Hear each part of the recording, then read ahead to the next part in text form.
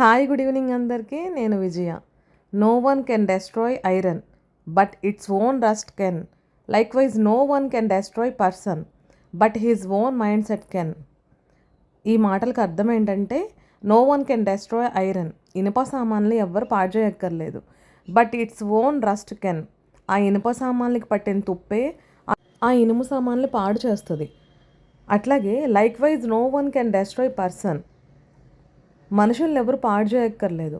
But his own mind set can, కానీ వాళ్ళ own mind set, వాళ్ళ బుర్ర పనిచేసే విధానమే ఆ మనుషులు చెడిపోవాలన్నా బాగుపడాలన్నా మన ఆలోచనల్లో, మన మాటల్లో, మన చేతల్లో తెలిసిపోతుంది.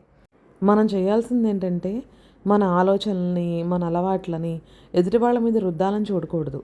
వాళ్ళ లైఫ్లో వాళ్ళు ఏం ఫేస్ చేస్తున్నారో అది వాళ్ళకి మాత్రమే తెలుస్తుంది. కాబట్టి మనం సలహాలు ఇచ్చి ఉన్నది కాస్త చెడగొట్టి, లేకపోతే వాళ్ళ లైఫ్లో ఏం జరుగుతుందో అక్కర్లేకుండా మనమే ఇన్వాల్వ్ అయిపోయి వాళ్ళకున్న పర్సనల్ స్పేస్ని మనం చెడగొట్టకూడదు.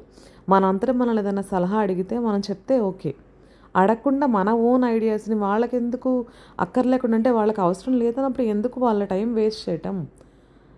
కిట్టి పార్టీలకి వెళ్తూ టైంపాస్ ఇన్స్టాగ్రాములు చూసుకుంటూ టైంపాస్ చేసే వాళ్ళందరూ చేయాల్సింది ఏంటి? మీ లైఫ్లో మీరు ఏదైనా కొత్తగా చేయాలంటే దాన్ని చేయడానికి ప్రయత్నించండి. దానివల్ల మీ లైఫ్, మీ పిల్లల లైఫ్ బాగుంటుంది కదా, మీ పర్సనల్ లైఫ్ బాగుంటుంది కదా. బిజీగా ఉంటే అది మానేసి ఎందుకు వేరే వాళ్ళ మీద. ఇప్పుడు నేను చెప్పింది అదే మాట. ఇనుము తుప్పు పట్టి దానంతట అది ఎలా పాడవుతుందో మనిషి కూడా వాళ్ళ వాళ్ళ బుద్ధులతో వాళ్ళే పాడవుతారు.